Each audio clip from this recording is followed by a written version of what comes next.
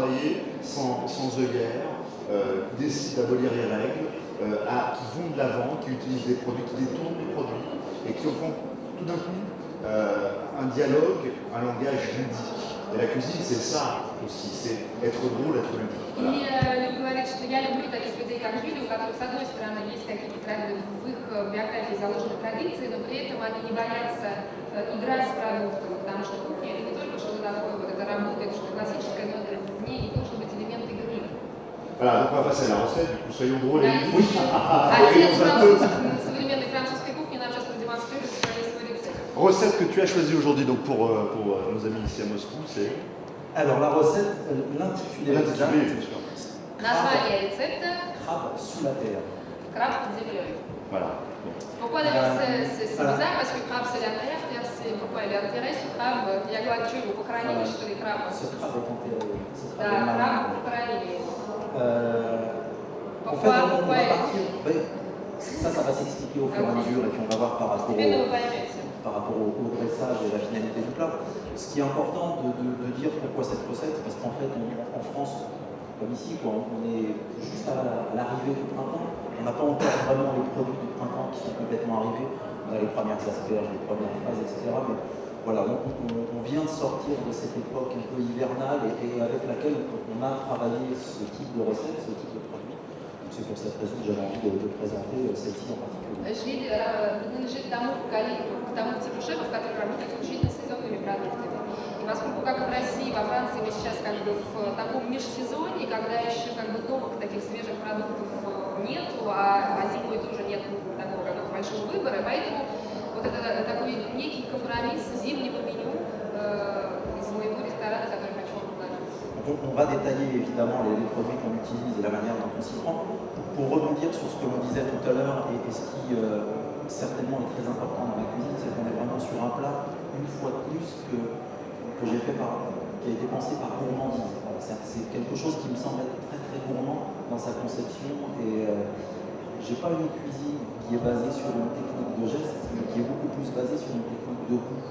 Et ce plat-là le démontre vraiment complètement. И еще раз, как бы я сделала выбор именно этого блюда, исходя из идеи гурманства, потому что для меня это самое главное.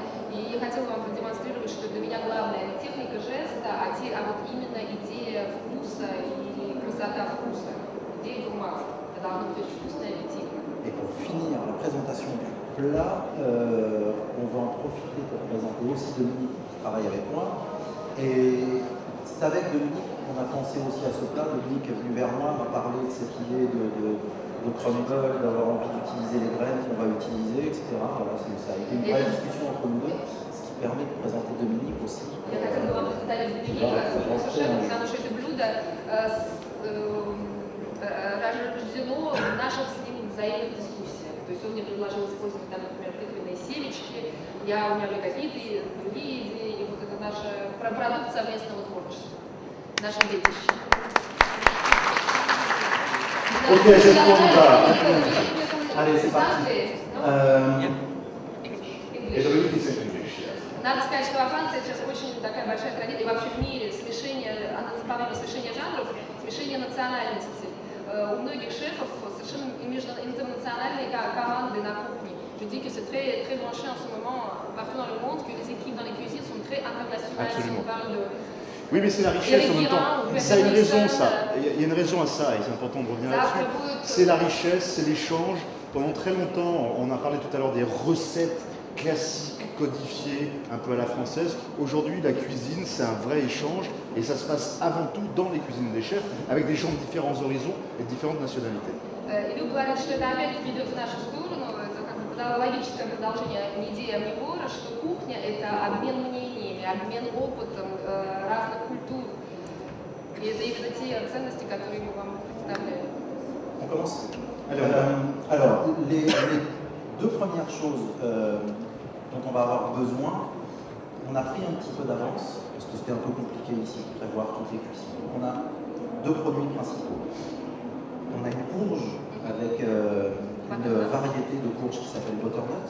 On a ici cru. В нашем рецепте как бы два основных продукта. Вот это вот тыква, баттернат называется. Я не знаю, есть какое-нибудь название по-русски? Vous la connaissez ici, la butternut ou pas? Какая? Мускарная. Мускарная тыква. C'est le nom? Muscat. Мускат. Okay, so there's 5 words. We say. Donc avec le butternut, en fait, on va le couper cru en quartier. Tu vas peut-être le montrer. И мы берем вот эту тыкву, не буду называть ее по-русски, и режем ее pas quartier, on la coupe juste en quelques morceaux. Oui, entier en quartier.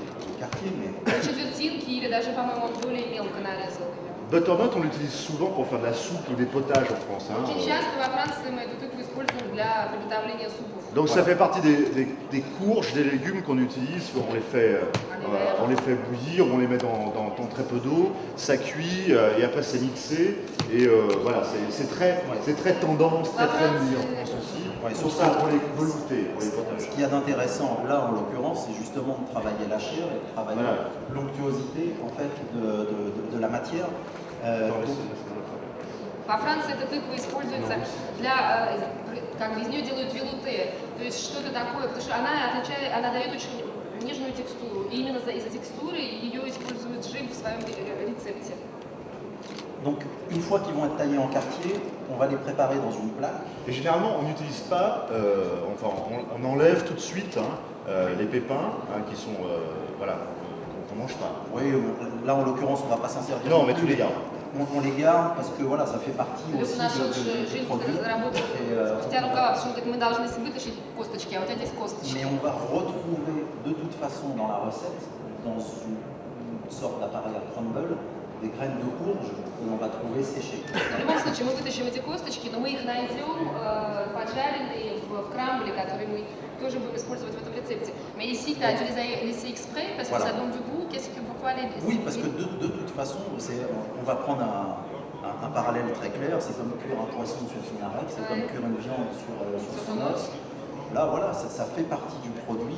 On laisse toutes ces graines sur le produit qui vont donner de toute façon du goût. В любом случае, Жиль считает, что не надо убирать косточки, что это все равно как поджаривать мясо на косточки или рыбу, там, нужно оставлять косточки, когда мы запекаем тыкву. On a parlé de cette concentration avec Yvan Chéchine, Caroline Harki, Julien Burla. On a vraiment parlé de comment on arrive à donner encore plus de goût à un produit qu'on a déjà essayé en préservant, en gardant au fond à la fois son enveloppe, c'est-à-dire sa peau qui va protéger le produit pendant la cuisson, et en gardant aussi l'intérieur qui va renforcer les saveurs. Мы как бы находимся вот в продолжении той самой философии, о которой сегодня говорил Иван Шишкин, лекарной рамки, идея сохранить, дать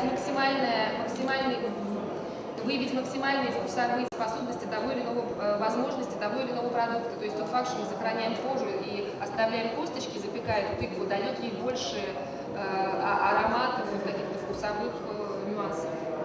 Donc les quartiers crus, on va les mettre dans une plaque pour les faire confire avec de l'huile d'olive, du sel, du poivre et quelques herbes sèches comme le romarin, comme la sarriette par exemple, qui nous ont permis ce matin de pouvoir préparer ces courges-là qui sont déjà confites et que l'on va remettre un peu au four pour remettre un peu en température parce que ça va être intéressant sur ce plat d'avoir aussi la chair qui soit un peu tiédie, un peu chaude, confite. Ça rentre dans cet esprit de gourmandise, je te laisse parler, ça rentre dans cet esprit de gourmandise justement dans le plat. И Жиль говорит, что вот эти четвертинки мы кладем на противень и солью, с перцем, поливаем чуть оливковым маслом, с розмарином, запекаем. Combien de temps on les met au four? Au four, on a besoin sur une température d'environ 180 degrés. On a besoin de petite heure. И 180 градусов, при невысокой температуре 180 градусов около часа, потому что идея сделать из этой тыквы конфи, так называемая. Но сейчас он ее заново поставил на несколько минут, чтобы ее... Он ее приготовил сегодня утром, и сейчас он ее поставил, чтобы чуть-чуть оживить. T'as mis pour combien de temps? Là, de toute façon, elles sont déjà quasiment confites pour la démonstration. На самом деле он как бы ее чуть-чуть не допек специально, чтобы доделать ее здесь, на ваших глазах, чтобы она... Et parfois on a peur que le produit, là, on a vu qu'elles étaient caramélisées, c'est-à-dire qu'elles sont un peu devenues légèrement dorées, un peu noircies. Souvent on a peur que ce soit brûlé, qu'on ne va pas jusqu'au bout. Je pense que c'était ça l'idée la caramélisation. Du sel et de... T'as pas mis du sucre? là c'est juste que ça confie un petit peu à l'excès, donc on a cette sensation de caramélisation qui est réelle, mais on ne va pas jusqu'à l'étape de brûler, de dérangeant. То есть идея довести эту тыкву до состояния границы, то есть она как бы карамелизовалась чуть-чуть, но при этом вот еще чуть-чуть она сгорит, и она уже будет горелая. Где-то вот такая тонкая граница между ощущением карамели и вот не доводя до горелости, подгорания. On va démarrer maintenant l'appareil à crumble qui va nous servir de finir le plat quand on va le dresser, d'où cette idée de frappe sous la terre, et Dominique va le démarrer. Donc c'est un crumble dans lequel on va retrouver des graines, comme je le disais, on a du lin, on a de la courge. Là, on a Доминик начал тесто, где мы как раз будем использовать элементы, связанные с землей, такие как зерна льна, золотого льна, которые мы специально привезли из Франции, потому что не могли найти, и семечки тыквенные. Ce sont les graines de ces butternuts? Non, pas de cette variété. Это не из этой тыквы семечки, это совсем другие. On a de la levure maltée. И также солодовые дрожжи. En fait, quel est la spécificité? On va avoir aussi d'autres produits qui rentrent dans la composition de ce crumble. On a de la farine de sarrasin et de la farine de châtaignier. Avec tous ces produits, Dominique va les travailler avec un petit peu de beurre, de manière à donner cette texture d'appareil à crumble de sablé. Замешав все эти зерна и муку, разные эти муки, он вмешает туда чуть-чуть масла, чтобы дать вот это вот ощущение крамбля, консистенцию крамбля. Ça, c'est l'appareil de pâtisserie, en fait. Ouais, Dominique. Dans la première version, tu déjà ça à l'œil, non? Non. У меня такое впечатление, что Доминик просто так не глядя кидает горсть сатании. C'est l'incroyable maîtrise des jeux. Джим говорит, что у него потрясающе контролирует прямо на глаз граммы того или иного ингредиента. Donc cet appareil, Dominique va le faire pendant qu'on va continuer.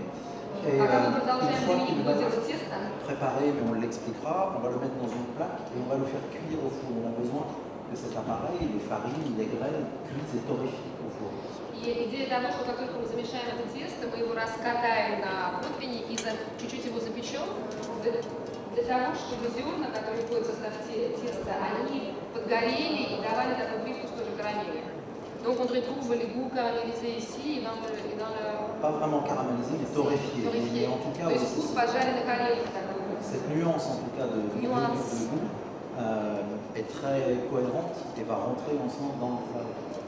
То есть нюанс между карамелью, тыквой и вкусом поджаренных зерен, он должен как бы дать свои какие-то эффекты. On va ensuite utiliser un deuxième produit qui rentre en grande importance dans la recette, sont les topinambours.